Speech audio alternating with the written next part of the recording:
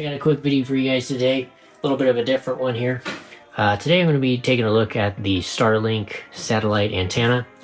So I actually just picked this up from a pretty unusual place that I didn't expect to carry this particular type of product, and that is Home Depot. Not entirely sure why Home Depot carries Starlink internet antennas, but whatever. So the one that I have here is the standard third generation model. That has the flat mount design where you can have the kickstand and just kind of mount it directly on the ground. And then it has the upgraded router as well that has Wi-Fi 6 capability. So this in total comes out to about $500 after taxes and whatever is accounted for. But yeah, so my primary reason for getting this is not actually to use it at home. I'm wanting to actually use this thing on the go, and I'm going to connect it up to what's called the Roam plan on Starlink's internet plans. And basically what that allows you to do, you give for 150 bucks a month, you get unlimited mobile roaming data effectively. So you can use this internet anywhere. You can be camping with no cell service and things like that and still have internet. So that's the primary reason why I got this. Anyway, I've already taken off all the cardboard around the edges to make it easier, because that was a little bit of a pain to undo. So I did it off video. But anyway, opening up the box, straight away you can see the Starlink satellite dish straight away on top here, and that kickstand that pops up. So you can kind of use that as a handle to pull it up. There we go. And on the top of this thing, there's a little bit of cardboard that looks to have actually come off, so it's not actually sitting on there anymore. Let me go and set that over there. So underneath that, you get this little bit of a diagram here that says to download the Starlink app, orient the satellite in the proper location, away from trees and such, and then kind of a quick start guide to give you insight on what to do and how to plug it all in. So that's pretty cool. And underneath that, we have all of the rest of the antenna accessories. So this is got the power brick right here. So it's I believe 195 watt power brick, so pretty high power. So it's not something you can necessarily plug into a low wattage power source, such as an outlet in some of the more modern trucks, if you wanted to do that or something. So you kind of have to have a higher power source to do that.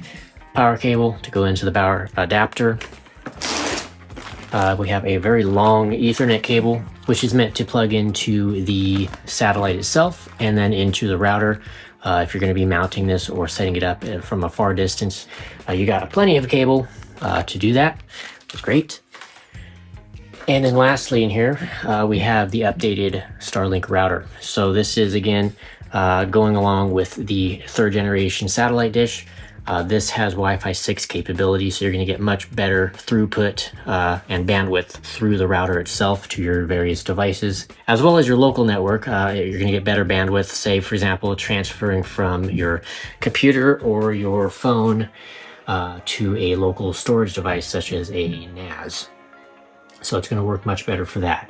And on the back of it, you have your ports here. You got your connection that goes to the satellite dish, power, and then underneath this little flap right here, you can pull it up like that.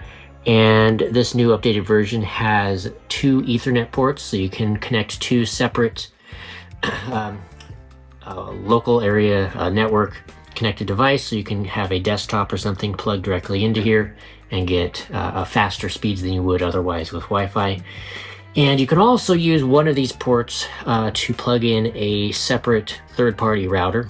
If you don't want to actually use this particular router, you can connect your own and go into what's called bypass mode and basically use your own network interface and or connection with the satellite Starlink service. So it's pretty cool. In my case, I'm just going to be using the router since I'm going to be using this thing traveling and on the go. I have really no need to hook it up to a separate router itself. Real quick, going back to the satellite dish, it's kind of hard to fit it all in frame because of how big it is, but it is quite a bit bigger than the smaller travel version. So Starlink actually did come out with what's called the Starlink Mini, which is essentially less than half the size of this particular model. And what that does is it builds in the satellite dish and the router all into one device to make it much easier for traveling. But in my case, I might upgrade to that at some point later on down the line. But right now, I was able to just get this, go into the store and pick this up straight away without having to wait several weeks for it to come in. So that's kind of what I opted to do there. And because also Home Depot, in this case, I have about a 90-day return policy or period. So if I'm not happy with this, I can return this device within 90 days and get a full refund, which is really great. And then, like I said, within that, maybe that first 3 months, I can upgrade to the more portable version if this doesn't seem to work out in my particular use case. All right, so the second part of this video is going to be going through the setup process. So let's go ahead and take a look at that and what is involved. All right, so now we're going to be taking a look at starting up the Starlink satellite. So what we're going to want to do first is download the Starlink app, which I already have right here. And as you can see, it's kept saying to connect to the Wi-Fi network. So I need to go over to Wi-Fi, turn that on the settings. And I'm using an iPhone for this, but it's pretty much the same process for the Android device as well. But now you'll see Starlink show up in your Wi-Fi list. So you want to click on that and connect to it. You see there. And then jump back to the Starlink app. And you can see right here, it's now booting. And it's powering on. There we go. So once you see that it's done powering on, it's going to go to the next phase saying entering Starlink network. And essentially what it's doing at this point is it is locating and determining the best positioning for satellite alignment. And I may actually have to go outside and adjust it a little bit depending on what it says. You can see now straight away Starlink has now officially connected. It took a little while, so I kind of skipped ahead in the editing process of this, but it seemed to take, in terms of the calibration and booting, roughly about 10 minutes or so. So just be aware of that. But now that it's actually connected to satellites, the next step we want to do is configure the Wi-Fi connection itself. So this is where we're going to actually input the network name. So I'm going to name this JSK network. There we go. I'll input the password. There we go. It is now configuring and applying the settings that I have just added. So it's going to basically restart the router and apply these particular settings to it. So the next time that you connect, it'll be the network name and password that you entered.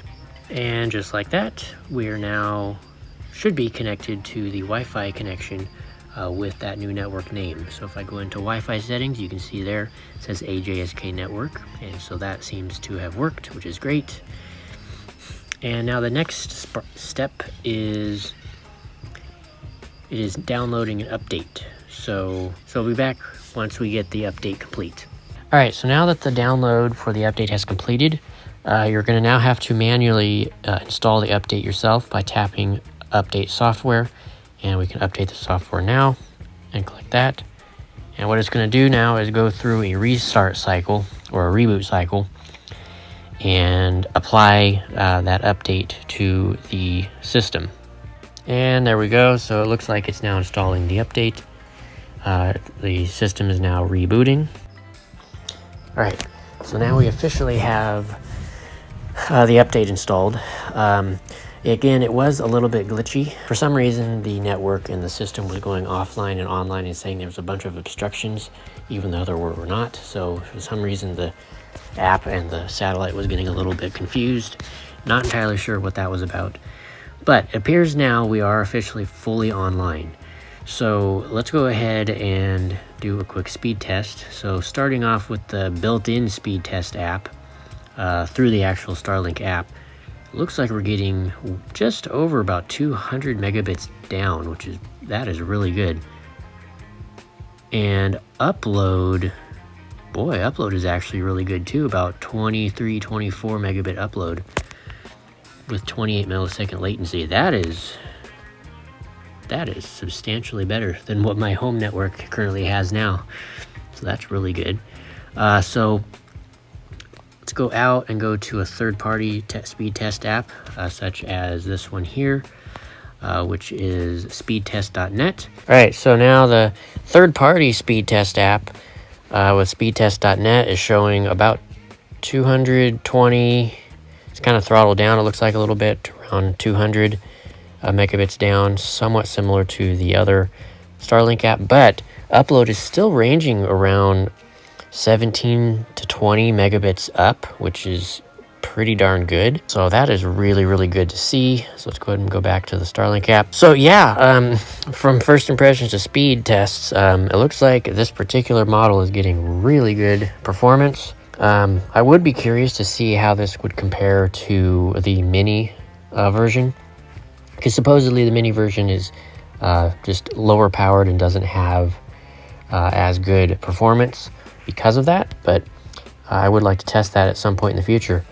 But if we go over here to network statistics, we can kind of get a general overview of everything that's kind of going on. So we can see the uptime within the last 15 minutes, and it shows that there was a network issue 8 seconds ago. You can see kind of what that was. Problem between a satellite and the internet occurred, and then there was a no signal received. So it's kind of cool that you can see all these statistics and kind of figure out what is going on. And then it looks like latency is currently hovering around 22 to 25 milliseconds, which is pretty darn good considering.